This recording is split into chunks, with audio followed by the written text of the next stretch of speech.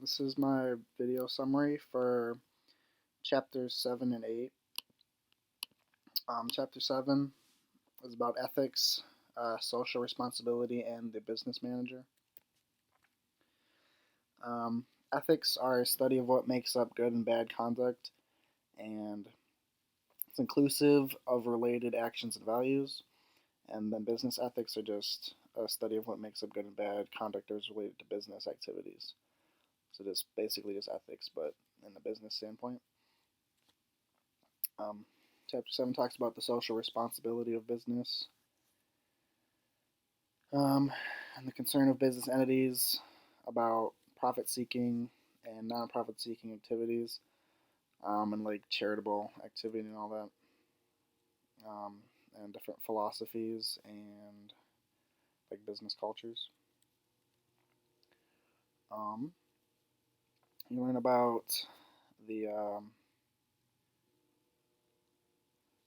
Exxon Valdez, their oil tanker, and how a jury awarded them $5 billion in punitive damages. You talk about the individual code of ethics with values adopted from um, parents, religion, peers, teachers, siblings, and environment, which business managers face conflict between individual ethical values and corporate values. The corporate code of ethics, like corporate culture, is the evolution of production and marketing, emphasis over corporations' early years. Their code of conduct is applied to upper and middle level managers, and it's implemented by the CEO. Talks about forbidden actions like bribery, fixing prices, insider information, and revealing trade secrets. Talk about the Sarbanes-Oxley Act, which requires publicly traded companies to set up confidential um, internal systems. So, like employees can report breach of ethics or conduct, and it'd be all confidential. And whistleblowers are protected. Talk about the industry code of ethics. Talk about the hybrid model, honest and fair dealings with customers, um, non-deceptive advertising, and firms have their own self-regulating organizations.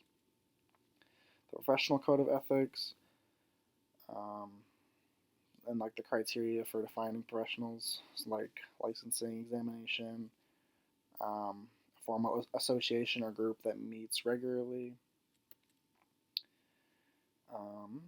Talk about the membership with the American Institute of Certified Public Accountants, and how it's suspended for like felony, like any type of felonies, or aiding in the preparation of fraudulent income tax returns.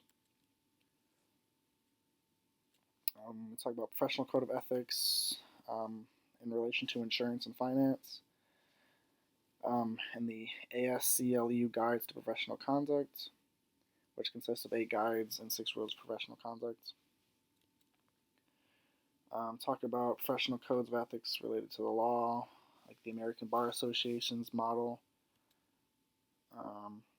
We go on to talk about the schools of social responsibility, like the profit-oriented school, the managerial school, and the institutional school. Um, Profit-oriented is that businesses are all about making money, and the institutional is they have a responsibility to act in a manner that benefits all society. Talk about the code of conduct for transnational corporations, um, like respect for national sovereignty in countries where a company operates, and respect for human rights. That's basically it for Chapter 7. And then Chapter 8 is the international legal environment of business. The dimensions of international environment are political, economic, cultural, and legal. Let's talk about the political dimensions. and how international business requires dealing with different types of governments. The economic dimensions are factors that affect business investments, like differences in size and economic growth rate. Cultural dimensions, which a culture is learned norms of a society based on values, beliefs, and attitudes. And before conducting business in another nation state, managers should consider the language, religion, and attitude towards work and leisure, because all cultures and countries that differs, and it's important to know about the people in that region or culture before you're involved in it. Let's talk about corruption in trade and the United States Foreign Corrupt Practice Act of 1977.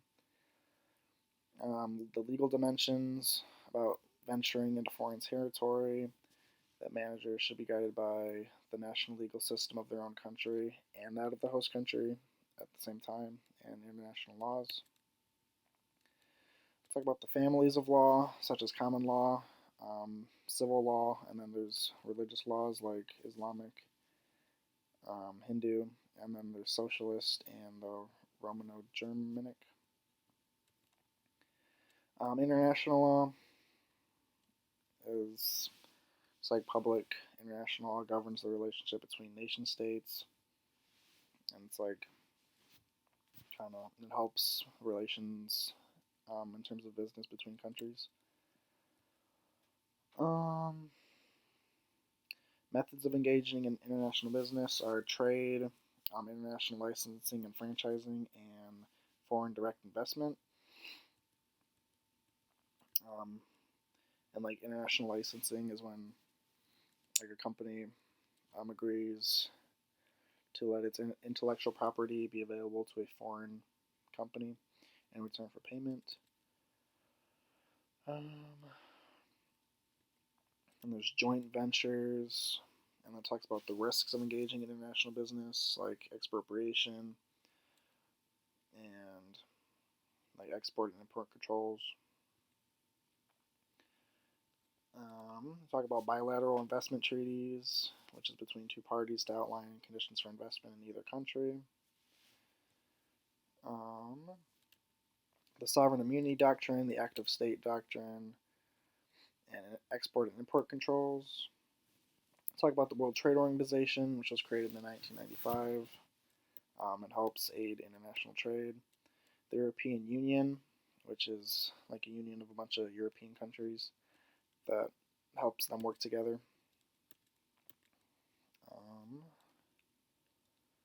And the impact of the European Union. And then the North American Free Trade Agreement, which was ratified in 1994.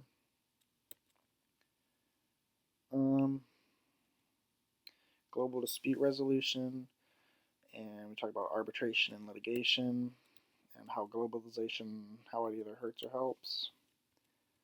And yep, that's basically it for these two chapters.